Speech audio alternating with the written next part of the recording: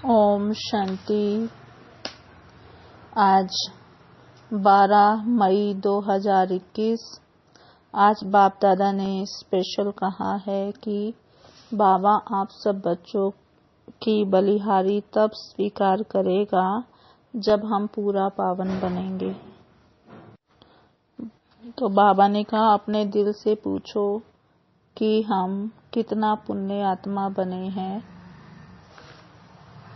बाबा ने कहा मैं तुम्हें कितना प्यार से समझाता हूँ कि मनुष्य का गुरु नहीं बन सकता, मनुष्य की सद्गति नहीं कर सकता। आज बाबा ने हमें कर्म अकर्म विकर्म के राज बताए हैं कि ये कर्म क्षेत्र है। सतयुग में कर्म अकर्म हो जाता है और रावण राज्य में कर्म विकर्म बन जाता है। फिर बाबा ने कहा कि इस दुनिया में साहूकार गरीबों को दान करते हैं। भल साहूकार भी पतित हैं और गरीब भी पतित हैं। पतित को दान करेंगे तो उनका फल क्या पाएंगे। इसलिए बाबा ने कहा अपना तन मन धन इस यज्ञ सेवा में स्वाहा करो। ये अविनाशी राजस्व अश्वमेध ज्ञान यज्ञ है, इसमें हमें स्वाहा करना है। ये सौदागरी है 21 जन्मों के लिए। बाबा ने कहा कि तुम आत्मा को प्योर बनना है। तुम बाप को भूलने से ही पतित दुखी बने हो। जिस बाप को तुम बुला रहे थे वही सम्मुख आकर तुम्हें पढ़ा रहे हैं। ओम शांति। आज 12 मई 2021। अब सुनते हैं मुरली विस्तार से।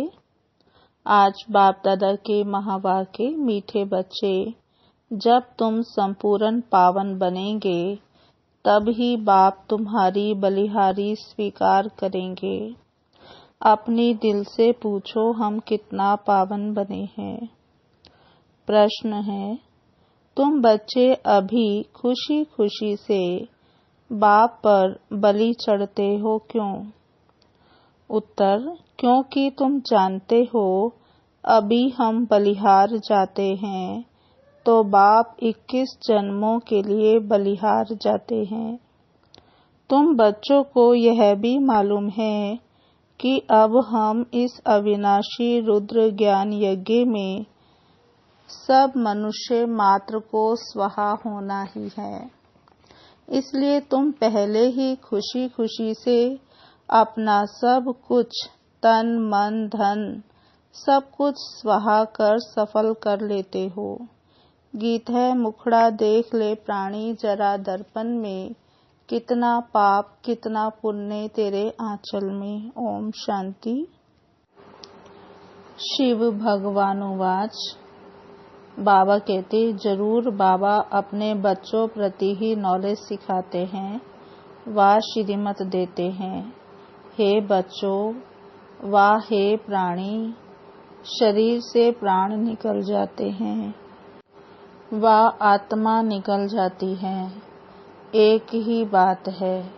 हे प्राणी अथवा हे बच्चे, तुमने देखा कि मेरे जीवन में कितना पाप था और कितना पुण्य था।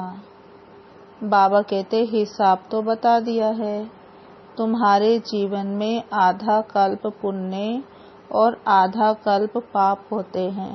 आधा कल्प पुण्य माना सतयुग त्रेता है पुण्य की दुनिया और द्वापर कलयुग है पाप की दुनिया। तो इसलिए बाबा ने कहा आधा कल्प तुमसे पाप होते हैं।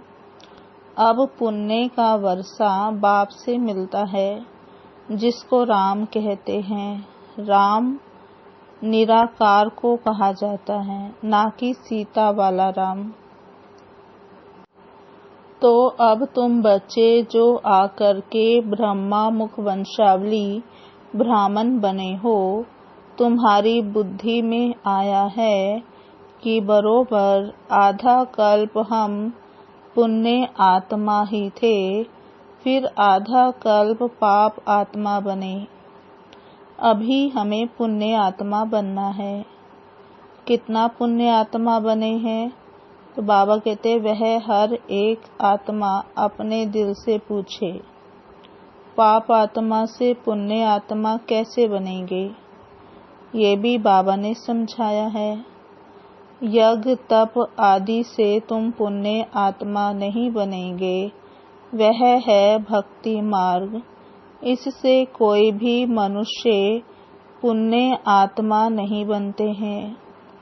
अभी तुम बच्चे समझते हो हम पुण्य आत्मा बन रहे हैं। आसुरी मत से पाप आत्मा बनते बनते सीढ़ी उतरते ही आए हैं। कितना समय हम पुण्य आत्मा बनते हैं व सुख का वर्षा लेते हैं, ये किसको पता नहीं है। बाबा कहते उस बाप को याद तो सभी मनुष्य करते हैं, उनको ही परम पिता परमात्मा कहते हैं। ब्रह्मा विष्णु शंकर को परमात्मा नहीं कहेंगे और किसको परमात्मा नहीं कह सकते हैं। भल इस समय तुम प्रजापिता ब्रह्मा कहते हो, परंतु प्रजापिता को कभी भक्ति मार्ग में याद नहीं करते हैं। इसलिए आपने देखा होगा ब्रह्मा के चित्र मंदिरों में नहीं होते हैं, किसी किसी मंदिर में होते हैं। और ब्रह्मा का एक मंदिर जो स्पेशली मंदिर है वो पुष्कर में है। तो भक्ति में ब्रह्मा का ज़्यादा गायन नहीं है। याद फिर सभी फिर भी निराकार बाप को ही करते हैं। ओ गॉड फादर, ओ भगवान अक्षर ही निकलते हैं। एक को ही याद करते हैं। मनुष्य अपने को गॉड फादर कह ना सके, ना ही ब्रह्मा विष्णु शंकर अपने को गॉड फादर कह सकते हैं। उनके शरीर का नाम तो है ना। ब्रह्मा विष्णु शंकर को अपना शरीर है और उनके अपने नाम है, इसलिए उनको गॉड फादर नहीं कह सकते। एक ही गॉड फादर है जिनको अपना शरीर नहीं है और उसकी निशानी दिखाई है भक्ति मार्ग में। जो शिव की बहुत पूजा करते हैं, जल चढ़ाते हैं। बाबा कहते अभी तुम बच्चे जानते हो, शिव बाबा इस शरीर द्वारा हमसे बात करते हैं। हे बच्चों, कितना प्यार से कहते हैं, समझते हैं मैं सर्व का पतित पावन सदगति दाता हूँ। मनुष्य बाप की महिमा करते हैं ना, लेकिन उनको ये पता नहीं है कि 5000 वर्ष बाद आते हैं। बाबा ने कहा जरूर जब कलयुग का अंत होगा तब ही तो आएंगे। अभी तो कलयुग का अंत है। अभी तो कलयुग का अंत के सीन के नज़ारे आप देख रहे हो, तो जरूर बाबा अब आया हुआ है। तुमको इस समय कृष्ण नहीं पढ़ाते हैं, तुम्हें श्रीमत मिलती है। अब श्रीमत कोई कृष्ण की नहीं है। कृष्ण की आत्मा भी श्रीमत से 100 देवता बनी थी, फिर 84 जन्म लेते। अब तुम आसुरी मत के बने हो। बाप कहते हैं मैं आता ही तब हूँ जब तुम्हारा चक्र पूरा होता है। तुम जो शुरू में आए थे, अब जड़ जड़ी भूत अवस्था में हो। झाड़ पुराना जड़ जड़ी भूत होता है तो सारा झाड़ ऐसा हो जाता है। बाप समझाते हैं तुम्हारे तमो प्रधान बनने से सब तमो प्रधान बन गए हैं। ये मनुष्य सृष्टि का वैरायटी धर्मों का झाड़ है, इसको उल्टा झाड़ कहते हैं। बाबा कहते इसका बीज ऊपर में है, उस बीज से ही सारा झाड़ निकलता है। मनुष्य कहते भी हैं, ओ गॉड फादर। आत्मा कहती है, आत्मा का नाम आत्मा ही है। आत्मा शरीर में आती है तो शरीर का नाम रखा जाता है। बाबा कहते ये खेल चलता है, आत्माओं की दुनिया में खेल नहीं चलता। माना परम धाम में ये खेल नहीं चलता। खेल की जगह ये है, ये पृथ्वी लोक। बाबा कहते जैसे नाटक में रोशनी आदि सब होती है, बाकी जहाँ आत्माएं रहती हैं परम धाम में, वहाँ सूर्य चांद नहीं है, ड्रामा का खेल भी नहीं चलता है। रात दिन यहाँ होते हैं इस पृथ्वी पर। सूक्ष्म वतन में व मूल वतन में रात दिन नहीं होते हैं। कर्म क्षेत्र यह है। बाबा कहते ये पृथ्वी ही कर्म क्षेत्र है और यहाँ पर ही रात दिन होता है। रोशनी भी यहाँ होती है सूर्य चांद सितारों की, तो नाटक भी यहाँ ही चलता है।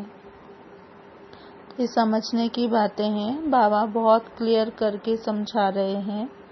बाबा कहते इस नाटक में, इस कर्म क्षेत्र में मनुष्य अच्छे कर्म भी करते हैं और बुरे कर्म भी करते हैं, लेकिन सतयुग त्रेता में अच्छे कर्म होते हैं, क्योंकि वहाँ 5 विकार रूपी रावण का राज्य ही नहीं होता।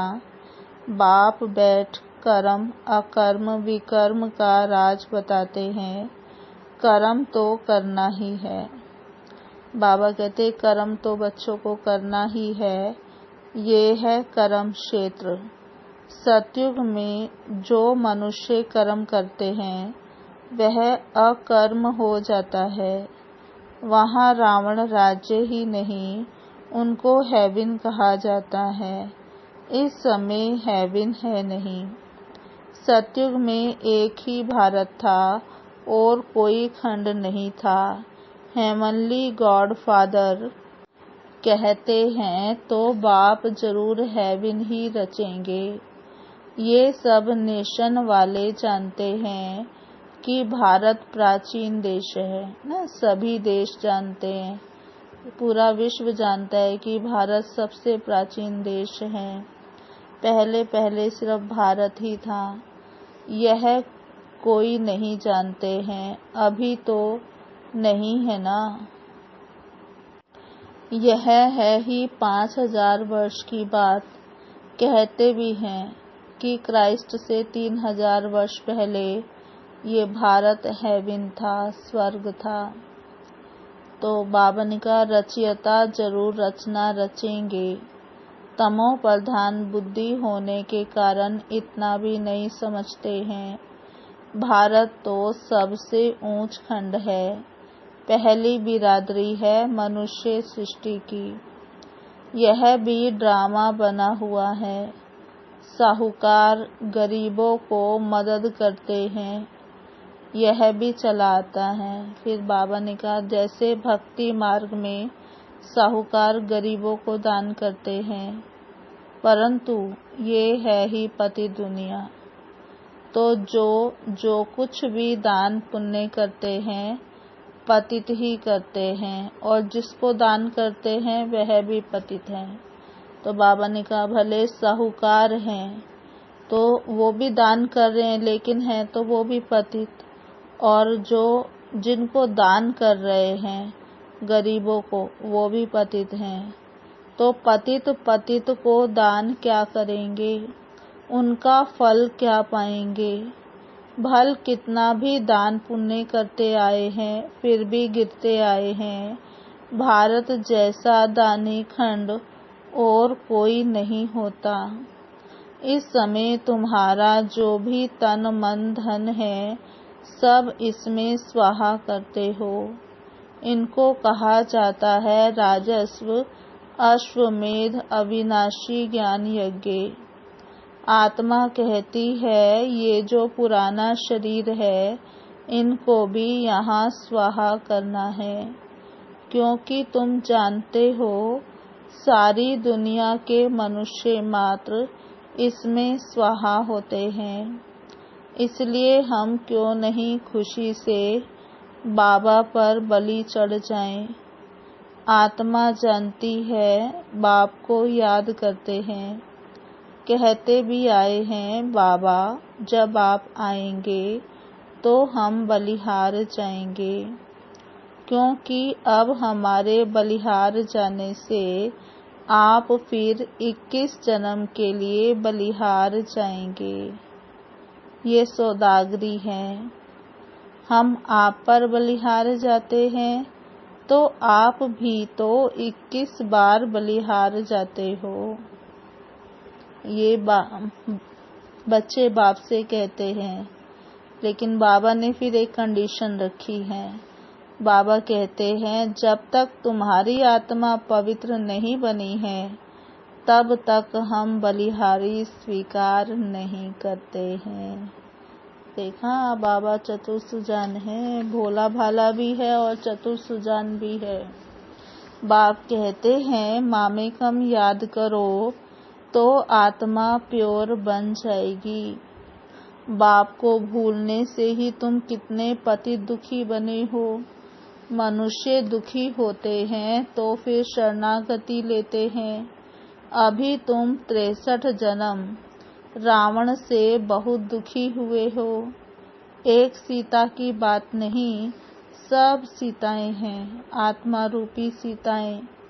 बाबा ने कहा जो भी मनुष्य मात्र है सब सीताएं हैं। रामायण में तो एक कहानी लिख दी है कि सीता को रावण ने शोक वाटिका में डाला। बाबा कहते वास्तव में बात सारी इस समय की है।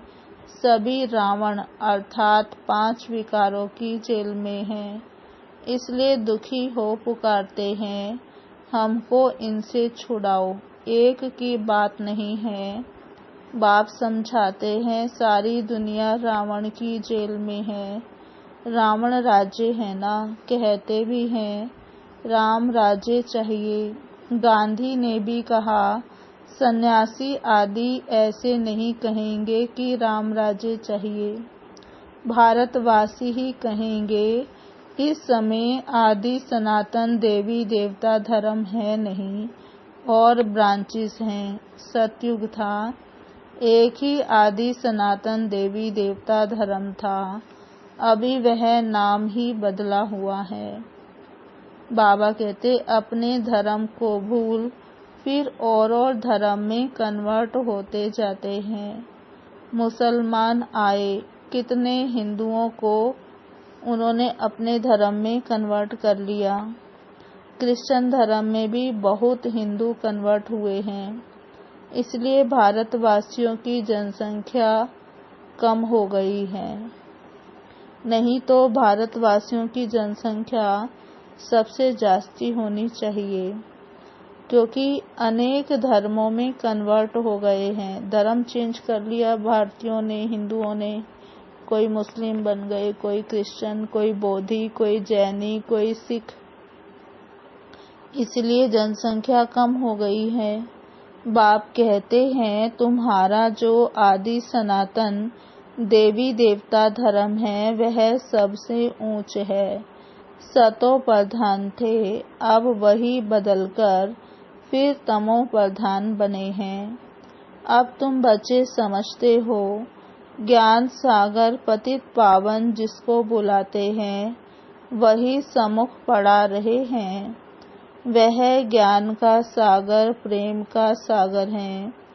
क्राइस्ट की ऐसी महिमा नहीं करेंगे। कृष्ण को ज्ञान का सागर पतित पावन नहीं कहा जाता है। सागर तो एक होता है, सागर तो एक है। फिर बाबा ने कहा चारों तरफ ऑलराउंड सागर ही सागर है, 2 सागर नहीं होते हैं।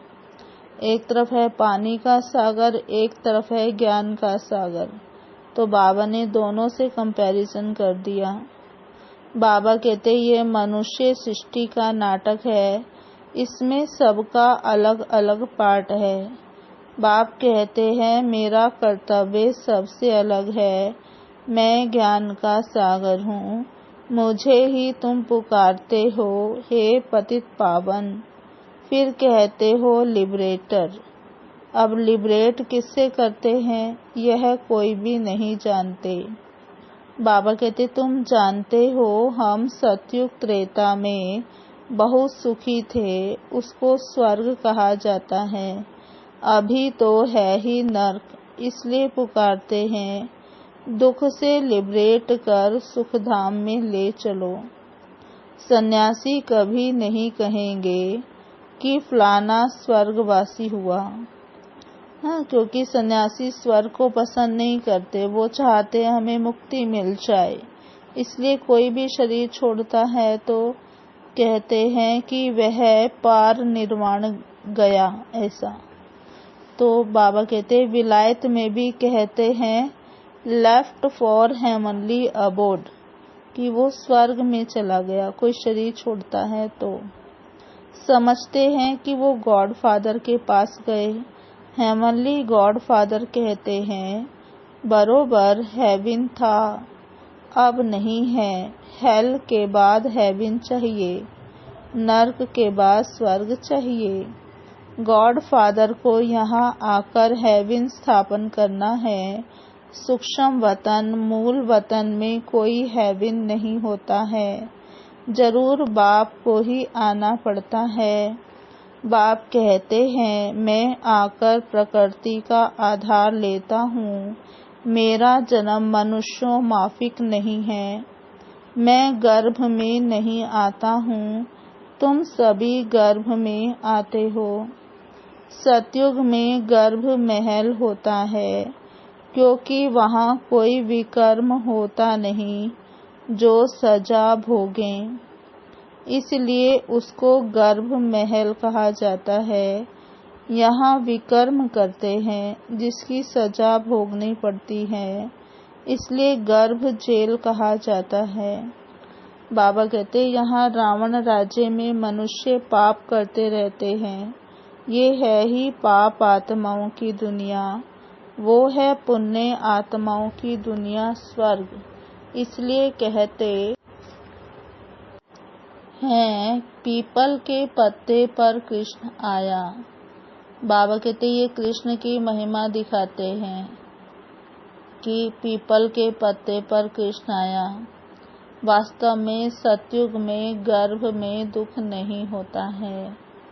बाप कर्म अकर्म विकर्म की गति समझाते हैं, जिसका फिर शास्त्र गीता बनाया है, परंतु उसमें शिव भगवानुवाच के बदले कृष्ण का नाम डाल दिया है। अब तुम जानते हो हम बेहद के बाप से बेहद सुख का वर्षा लेते हैं। अभी भारत रावण से श्रापित है, इसलिए दुर्गति हो गई है। ये बड़ा श्राप भी ड्रामा में नुधा हुआ है। बाप आकर वर देते हैं आयुष्मान भव, पुत्रवान भव, संपत्तिवान भव, सभी सुख का वर्षा देते हैं। तुमको आकर पढ़ाते हैं जिस पढ़ाई से तुम देवता बनते हो। ये नई रचना हो रही है, ब्रह्मा द्वारा तुमको बाप अपना बनाते हैं। गाया भी जाता है प्रजापिता ब्रह्मा, तुम उनके बच्चे ब्रह्मा कुमार कुमारियां बने हो। दादे से वर्षा बाप द्वारा लेते हो, आगे भी लिया था, अब फिर बाप आया है। बाप के बच्चे तो फिर बाप के पास जाने चाहिए, परंतु गाया हुआ है प्रजापिता ब्रह्मा द्वारा मनुष्य सृष्टि की स्थापना होती है, तो यहाँ होगी ना। आत्मा के संबंध में कहेंगे हम भाई भाई हैं। प्रजापिता ब्रह्मा की संतान बनने से तुम भाई बहन बनते हो। इस समय तुम सब भाई बहन हो। तुमने बाप से वर्षा लिया था, अब भी बाप से वर्षा ले रहे हो। शिव बाबा कहते हैं मुझे याद करो। तुम आत्मा को शिव बाबा को याद करना है। याद करने से ही तुम पावन बनेंगे और कोई उपाय नहीं है। पावन बनने सिवाय तुम मुक्ति धाम में जा नहीं सकते हो।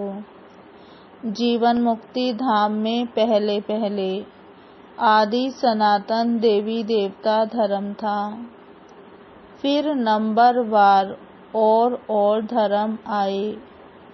बाप अंत में आकर सबको दुखों से मुक्त करते हैं। उनको कहा ही जाता है लिबरेटर।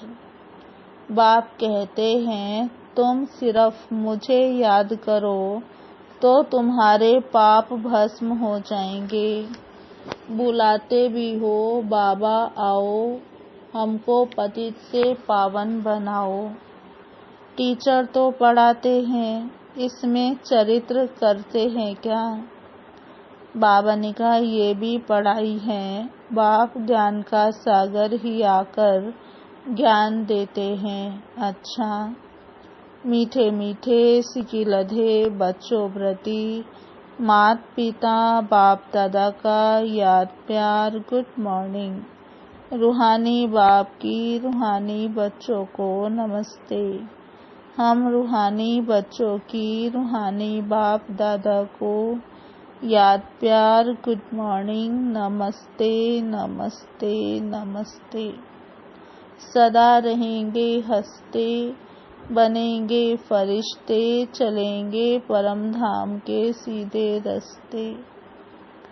धारणा के लिए मुख्य सार पहला है कर्म अकर्म विकर्म की गति को जान। अब कोई विकर्म नहीं करना है। कर्म अकर्म और विकर्म की गति को जान। अब कोई विकर्म नहीं करना है। कर्म क्षेत्र पर कर्म करते हुए विकारों का त्याग करना ही विकर्म से बचना है। कर्म क्षेत्र पर कर्म करते हुए विकारों का त्याग करना ही विकर्म से बचना है। दूसरा पॉइंट है ऐसा पावन बनना है जो हमारी बलिहारी बाप स्वीकार कर ले। ऐसा पावन बनना है जो हमारी बलिहारी बाप स्वीकार कर ले। पावन बनकर पावन दुनिया में जाना है। तन मन धन इस यज्ञ में स्वाहा कर सफल करना है। तन मन धन इस यज्ञ में स्वाहा कर सफल करना है। आज का वरदान है आलस्य के भिन्न भिन्न रूपों को समाप्त कर सदा उल्लास में रहने वाले तीव्र पुरुषार्थी भव। आलस्य के भिन्न भिन्न रूपों को समाप्त कर सदा उल्लास में रहने वाले तीव्र पुरुषार्थी भव। विस्तार है वर्तमान समय माया का वार आलस्य के रूप में भिन्न भिन्न तरीके से होता है। ये आलस्य भी विशेष विकार है। अभी कोरोना में लॉकडाउन में सब घर के अंदर हैं और मैं देखती हूँ बहुत आत्माओं ने अपना पुरुषार्थ बढ़ा लिया और बहुत आत्माओं ने अपना पुरुषार्थ कम कर दिया है। कारण क्या है? आलस्य। तो बाबा कहते ये आलस्य भी विशेष विकार है। इसे खत्म करने के लिए सदा उल्लास में रहो। जब कमाई करने का उल्लास होता है तो आलस्य खत्म हो जाता है। इसलिए कभी भी उल्लास को कम नहीं करना। सोचेंगे, करेंगे, कर ही लेंगे, हो जाएगा, ये सब आलस्य की निशानी है। ऐसे आलस्य वाले निर्बल संकल्पों को समाप्त कर यही सोचो कि जो करना है, जितना करना है, अभी करना है, तब कहेंगे तीव्र पुरुषार्थी। स्लोगन: सच्चे सेवाधारी वह है जिनका सोचना और कहना समान हो। सच्चे सेवाधारी वह है जिनका सोचना और कहना समान हो। अच्छा जी, ओम शांति। और अभी सुनते हैं आज की मुरली से मुख्य पॉइंट, या फिर कहें आज की मुरली के स्वमान। पहला,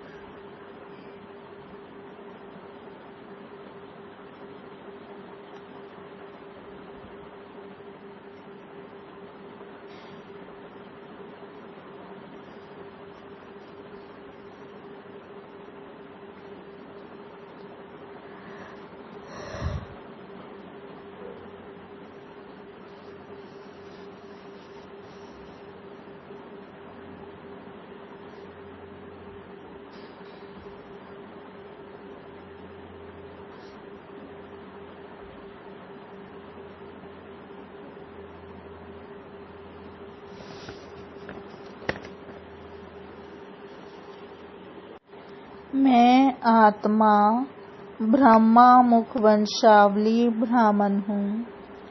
मैं आत्मा ब्रह्मा मुख वंशावली ब्राह्मण हूँ। दूसरा स्वमान: मैं आत्मा श्रीमत पर पुण्य आत्मा बन रही हूँ। मैं आत्मा श्रीमत पर पुण्य आत्मा बन रही हूँ। तीसरा स्वमान: मैं आत्मा अपना तन मन धन इस यज्ञ में स्वाहा करती हूँ। मैं आत्मा अपना तन मन धन सब कुछ इस यज्ञ में स्वाहा करती हूँ। चौथा स्वमान: मैं आत्मा सौदागर हूँ। मैं आत्मा सौदागर हूँ। चौथा स्वमान: मैं आत्मा मामेकम याद कर संपूर्ण पवित्र बन रही हूँ। मैं आत्मा मामेकम याद कर संपूर्ण पवित्र बन रही हूँ। पांचवा स्वमान: मैं आत्मा आलस्य को समाप्त कर तीव्र पुरुषार्थी बन रही हूँ। मैं आत्मा आलस्य को समाप्त कर तीव्र पुरुषार्थी बन रही हूँ। अच्छा जी, ओम शांति।